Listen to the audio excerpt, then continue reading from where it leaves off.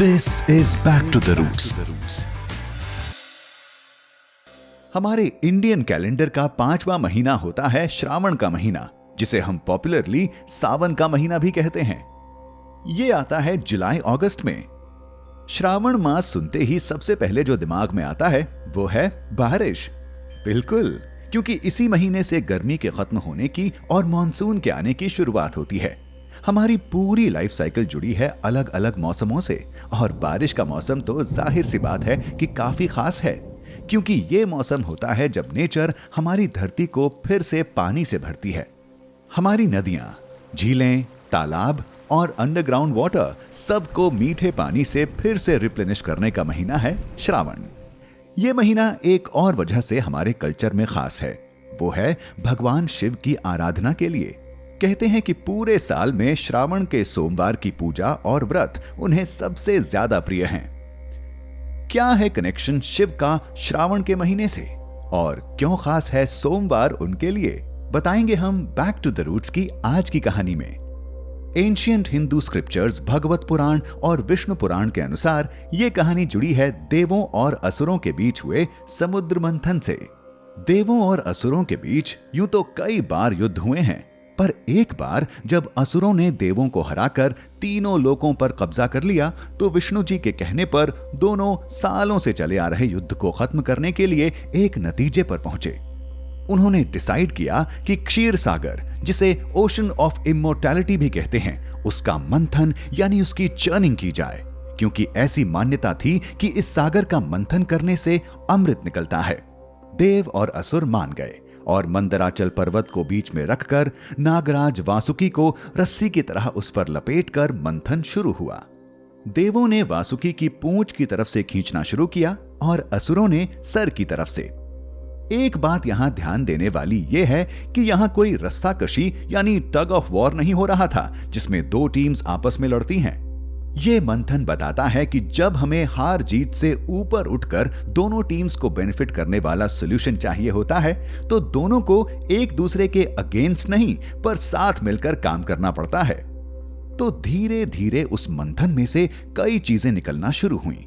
इस अमृत मंथन की कहानी विस्तार से हम आपको कभी और सुनाएंगे। फिलहाल आप ये समझिए कि जब जब हम इस यूनिवर्स से अमृत यानी किसी भी रिसोर्स की कामना करते हैं, तब तब उसके परिणामों के लिए भी हमें तैयार रहना पड़ता है। तो इस मंथन में अमृत से पहले निकला पॉइजन, जिसे हलाहल विष कहा जाता था। इस हलाहल विष में इतनी ताकत थी कि यह पूरी सृष्टि का नाश कर सकता था। उस पॉइजन की फ्यूम्स देखकर सब घबरा गए। तभी भगवान शिव आगे आए और इससे पहले कि वो विष धरती पर गिरता, उन्होंने उसे पी लिया। यह देखकर दोनों देवता और असुर एकटक उन्हें देखते रहे। वो सब शिव के लिए बहुत घबराए हुए थे, लेकिन इससे पहले कि वो सारा विष उनके शरीर में जाता और उन्हें कोई भी नुकसान पहुंचाता, कहते हैं कि मां पार्वती ने उनके गले पर हाथ रखकर विष को वहीं रोक दिया, जिससे उनका गला यानी कंठ नीला पड़ गया। इसी से उन्हें नाम मिला नीलकंठ। लेकिन उस खतरनाक विष का उन पर ऐसा असर हुआ कि उनका पूरा शरीर गर्म होने लगा। इस पर इंद्रदेव, जिन्हें गॉड ऑफ रेन भी कहा जाता है, ने शिवजी पर कई दिन तक बारिश करवाई ताकि उनका शरीर ठंडा हो सके। यह सब श्रावण के महीने में हुआ था, इसलिए यह महीना शिव के भक्तों के लिए बेहद खास है। सोचिए, पूरी सृष्टि को बचाने के लिए बिना कुछ सोचे पूरा विष पी जाना, खुद इतनी तकलीफ सहकर सबको हर खतरे से बचाना, ये उन बहुत सी क्वालिटीज में से एक है जिसके आगे हम अपना सर झुकाते हैं। शिव पुराण की एक और कहानी के मुताबिक कहते हैं कि पार्वती ने इसी महीने पूरे महीने का व्रत करके शिव को अपने पति के रूप में पाया था। इसलिए यह माना जाता है कि सावन के सोमवार के व्रत करने से एक अच्छा जीवन साथी मिलता है। तो ये तो बात हुई सावन के महीने की, पर सोमवार ही क्यों इतना खास है? सोम का मतलब होता है मून, तो सोमवार का अर्थ है चंद्रमा का दिन। शिव जी ने चंद्रमा को अपने सर पर धारण किया है। कहते हैं कि चंद्रमा एक शाप की वजह से अपनी फॉर्म खोने लगे थे और छोटे होने लगे थे। इससे पहले कि वो पूरी तरह से नष्ट हो जाते, उन्होंने शिव जी से प्रार्थना की और उन्होंने यानी शिव जी ने चंद्रमा को इस शाप से बचाया। इसलिए शिव को सोमनाथ भी कहते हैं।